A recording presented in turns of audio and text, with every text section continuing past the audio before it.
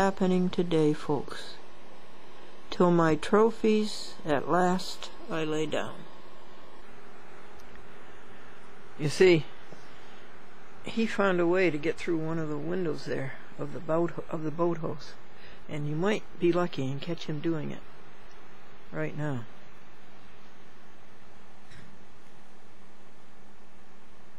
So I didn't have to buy a doghouse for $45. He was doing all right. God always provides.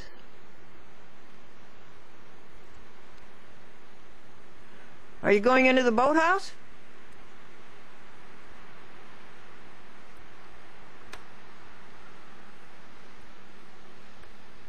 Or are you coming into this house? Or you think you'll come into this house? Well, okay. Or you could be sheltered in the garage. Look at you walk on top of the snow.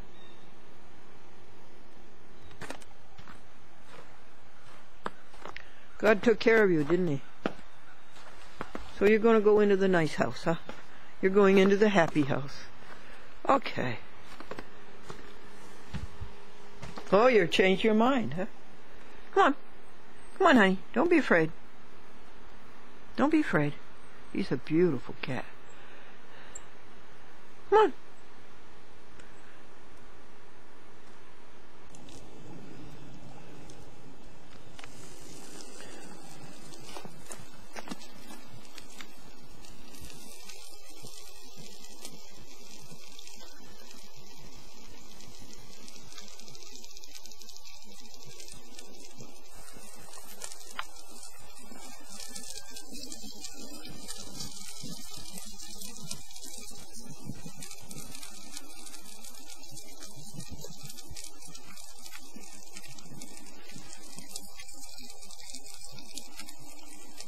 Glendora, it's 5:30, and it's dark, and I surely thought you would be home.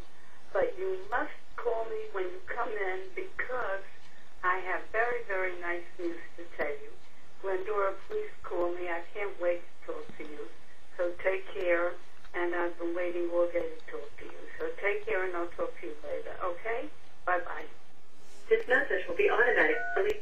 The message has been deleted. You have no new messages. To retrieve your messages, press 1. Select saved message 1. 2692 extension 532. Thanks. This message has been deleted. You can undelete this message before you hang up by accessing your deleted messages. End of saved messages. To return to the main menu, press star. To retrieve your messages, press 1. You have no new or saved messages. To access your deleted messages, press 9. To select or record greetings, press 2. To change your account options, press 3. Your current greeting is your alternate greeting. Folks, the boss is temperamental. 50% temper and 50% mental. To select your alternate greeting is now active. To play this greeting, press 1. To re-record this greeting, press 2. Folks, the boss is temperamental. Please record your greeting after the tone. Press pound to finish. Hey there, folks. Three fellas were arguing, what is important in life? Or how do you know you're important? And Tom says you're important when you're in the Oval Office, the phone rings, and the president doesn't answer. He doesn't take the call, so you're important. And Bill says, no, important is you're in the Oval Office, the telephone rings, the president takes the call and he puts a caller on hold. And three, nope. Sid says, no, important is you're in the Oval House, you're in the Oval Office, the telephone rings, the president answers it, he hands you the receiver and says, it's for you. It's the last day of fall, the 21st of December. Tomorrow, the 22nd, is the winter solstice. And these are the little peanut butter sandwiches for the birdies. And look at the almonds that the squirrels get at $4 a bag. Yes, it's best for you to come in the house and let the birdies and the squirrels eat in peace. This is Amadeus. Come in, Amadeus.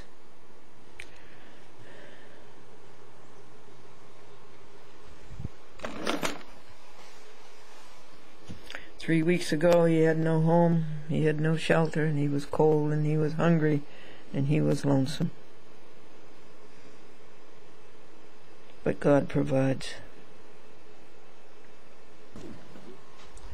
No sunshine yesterday, and no sunshine Wednesday. We had sunshine Tuesday, and no sunshine today, Friday. And you can walk on the snow.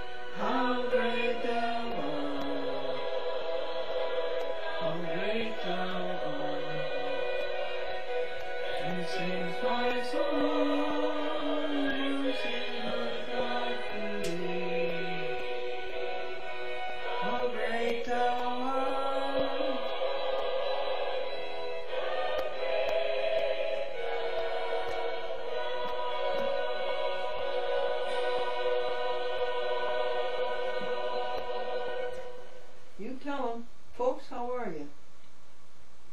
You know something? I have something that's going to fix you up for life. Can you get down on your knees? I don't know. I can get down on one knee. At 79 years old, it gets a little hard to get down on your knees. But if I get down on the knees, I'm going to have to adjust the camera. I'll have to do that, and then I'll have to get up again and adjust it again. But this is worth it. Let's see, do we tilt up or tilt down? I think it would be down.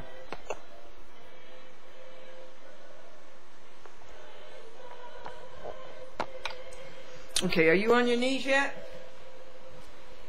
Okay. St. Paul. Now this is from Ephesians 3:14, and St. Paul says, for this reason, and I'm going to say for you, I bow my knees, I bow my knees to God, will be strengthened with all of the power of the Spirit, of God's Spirit, in your inner person.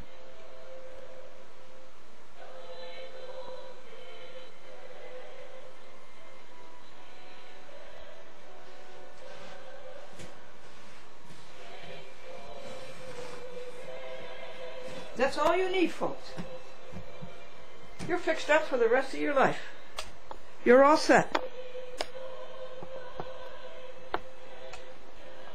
That God strengthen you with the power of God's Spirit in your inner person.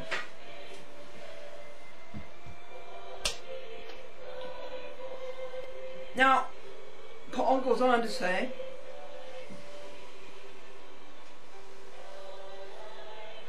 and pray for you, that God dwell in your heart. And then he goes on to say that you know that you are rooted and grounded in the love of Jesus Christ. Then he goes on to say to you that you comprehend the length, the width, the height, and the depth of God's love for you. And that you be filled with the fullness of God. And remember this, folks. God is above everything you ask and everything you think. And there are a couple of other parentheticals. One was the riches of the glory of God. And the other one is that all, the entire family of heaven and earth, the entire family of heaven and earth to which you belong, is named after God. That's Ephesians 3:14. And there comes a big birdie to eat a peanut butter sandwich. Little tiny peanut butter sandwich, diced. It's announcement time, my dear people. Can I help you with any announcements? I will be glad to cooperate. It's over. The court work is over. And we won. Yes? The fruit of the Spirit won. Goodness, righteousness, and truth won. All the crooked lawyers and all the crooked judges lost. They're lying, they're stealing, they're cheating. They lost.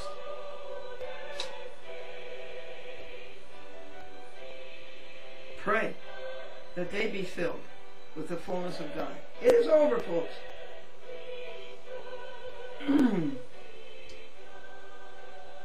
One of the greatest lawsuits ever brought was Lena Sassower versus the New York Times.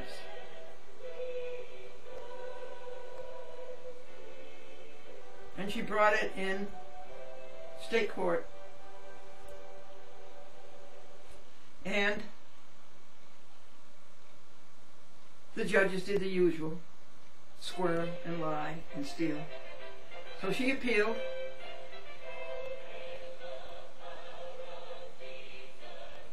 To the second department, that conclave of crooks at Monroe Place in Brooklyn. And guess what? The point of this whole story? The mighty great New York Times didn't show up. And her case had to be dismissed as a matter of law. If the judges had just followed the law, they didn't even have to use discretion. The case could have been dismissed, and we're waiting for it to be dismissed, but you know what will happen. So, there's another victory, one of the greatest lawsuits of all times. And it was against Judge Lohr. And Judge Lohr also mixed up Kevin McCune, whom you know.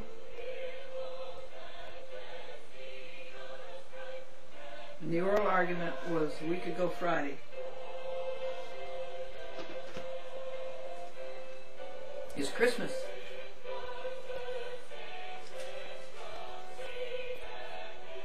And here I must show you this beautiful cat sent to me by our pal in Mohegan Lake, the Yorktown City.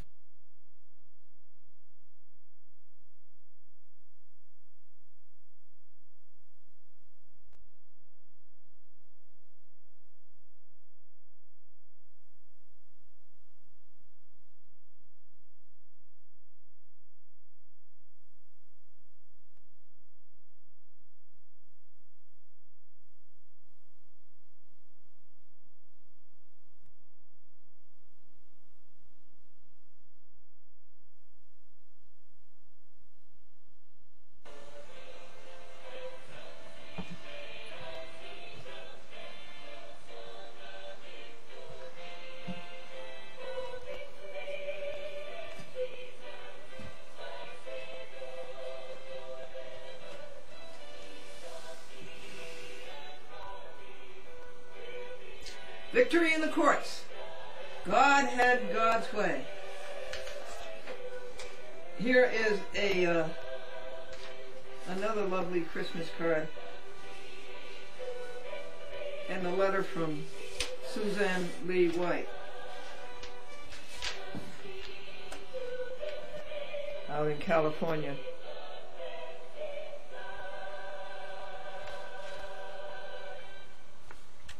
Pretty, isn't it? God's beauty, God's variety, God's creation, God's perfection, God's consummation. You know what day it is? It's the last day of fall. Tomorrow is the winter solstice, and the sun will seem to set, or rather rise, in the same spot for a couple of days. That's why they call it solstice, right? And then the days start getting longer. This is the Glendora Public Access TV Network.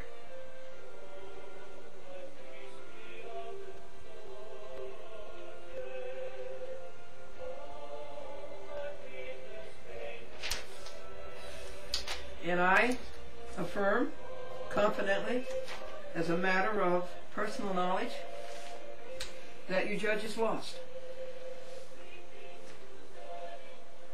I listed the laws that you had broken. Can you imagine that? And the requirements of the constitutions, state and federal, that you failed. You had your chance to admit or deny. You didn't deny, therefore you admitted. And by the law of failure to deny, you admitted that you'd broken those laws and that you had failed both constitutions. And that's rather serious. When you fail the Constitution,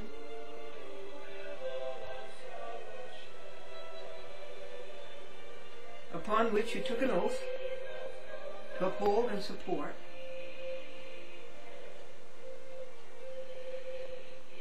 then you perjured your oath, and by the 14th Amendment, mandates 3 and 4, you lose your job on the bench and you lose your pensions. And you also forfeited the bond that binds that oath. Bye-bye, judges. It's over for you in the courts. I say, I affirm confidently, with personal knowledge, it is over for you judges in the courts. Here are some pictures that my brother Gordon sent you. He got me on the phone trying to find out about public access in Augusta, Maine. Yeah, I didn't recognize it either. Look at this magnificent sunset he got. It's beautiful. This is in Gardner, Maine.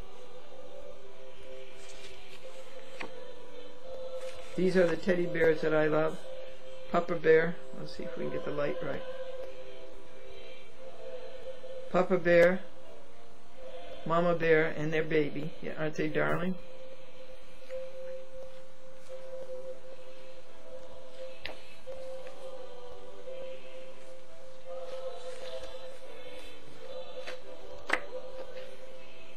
Another great shot of the sunset. Maybe it's a sunrise. Maybe we have both. This would be sometime in November of 2007. Thank you, Gordon Howard Folsom. We sent up 6 half hours to Gardner, Maine, just south of Augusta. Isn't that sweet? That's the sign that he made for me. Welcome, Glennie. It's the Bears welcoming Glennie. Daddy is out in the car, and he had Daddy out in the car with a seatbelt on.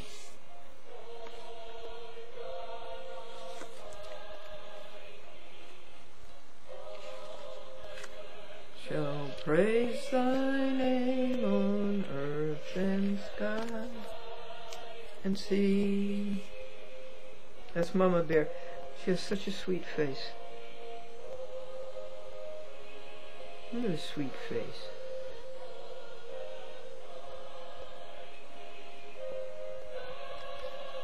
In 3 persons, blessed Trinity.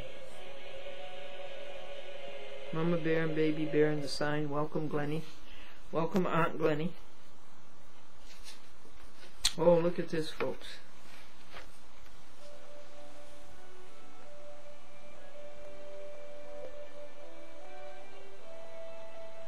I can't tell whether it's a sunset or a sunrise.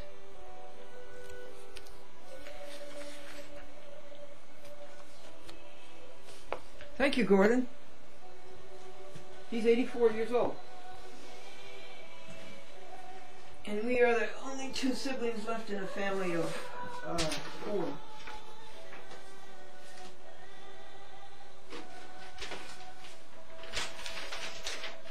A note to you. You knew that Jeffrey O'Connell lost. He's the Supreme Court judge, guardianship, at 100 Supreme Court Drive in Mineola, Long Island. And he lost. And I will take full credit for that, along with Andy McKenna, because we blasted all over the screen what Jeffrey O'Connell had done to Esther Barron. And he's still doing it. He's still stealing her money. But he's out. January 1st, there will be a new crook who will continue to steal Esther Barron's money. All she has left now is her co-op, whatever, in Great Neck. And it's worth about $400,000. It's a 2-bedroom co-op in a great big apartment building. So the evil guardian named Samuel Rousman and Samuel Rousman's lawyer are trying to, in Manhattan, are trying to get that away from her $400,000 co-op. And so that's been postponed until the new judge. And Annie McKenna, who was one of the greatest reporters and observers on public access in all media, was walking down the hall, and Rousman and his lawyer and a third person were in front of her, and she heard them say, "I wonder who the new judge is going to be. I wonder if it's Joel. Joel. Let's go downstairs and have a talk with Joel." The great Constitution of the United States of America.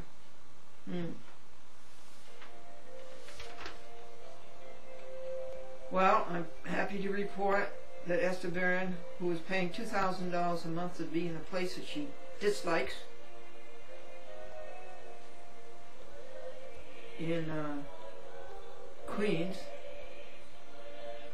is going in January to live with her son, Joseph Barron, who left me a very kind message thanking us for the help and friendship that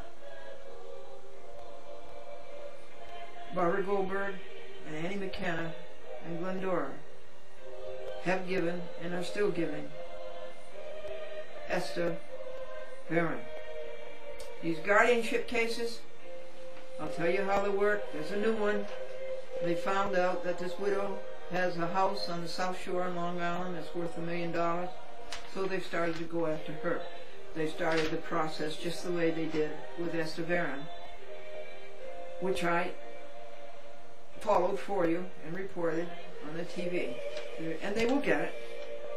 You see, there's a bunch of dirty gangsters down in the basement, and they're all pushing the buttons, and they're saying to the judge and all the clerks and all the lawyers, you get that money. I don't care how you get it. You get it by hook or crook, but you just get that money. And you're going to get so much of it, and Rossman, you're going to get so much of it, and clerk, you're going to get so much of it, and lawyer, you're going to get so much of it, but you just get that money. That's what it's all about. And people like O'Connell and Rossman are nothing but puppets. And they'd better do it. Boy, you'd better do it or else. But Esther Barron, at 80 years old, is flying high, and she's getting ready to sue them in the federal court on Title 42 of the United States Codes, 1983, civil rights. They're all state actors. They all work for the government, a government, either federal, state, or municipal. They're all state actors, and they all come under civil rights. Any state actor, anybody who works for a government who violates your rights is liable to you. Any person. And don't give me this lie that judges are immune, because I just quoted the law that said judges are not immune. Any person, any judge, any clerk, any lawyer, any police officer, any mayor, not immune. That's the law that says they are not immune. Now further, on the converse, you have this. Congress never made any law that judges are immune. So she's going after you, O'Connor and Rousman, and all of your accomplices. And she's going to sue them for $83 million in federal court. And also under Section 1985 of that same law, which is conspiracy. It's a conspiracy. So judges lose, Glendora wins, justice wins, truth wins, righteousness wins, goodness wins.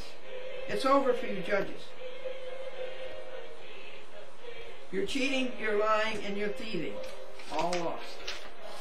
In all courts, federal, state, and municipal. We've got a lot of announcement. Glendora needs somebody in Riverhead or Southampton or Shelter Island to sign for her program. And we need that right now. So will somebody in Riverhead, Shelter Island, Southampton, also somebody in East Hampton or Amagansett or Montauk or Wainscott. We need signers for a chat with Glendora. And you can be a TV producer just by signing that application. You can be a TV producer. I have a signer up in Seymour, Connecticut, Ansonia, Derby, Shelton, and 4 other municipalities up there. And he goes around and he says, I'm a TV producer. He says, and I've got a paper to show it. They make him sign every 3 months. That's James Correa. I love him and his wife dearly. Alexa Clampett, will you call Glendora?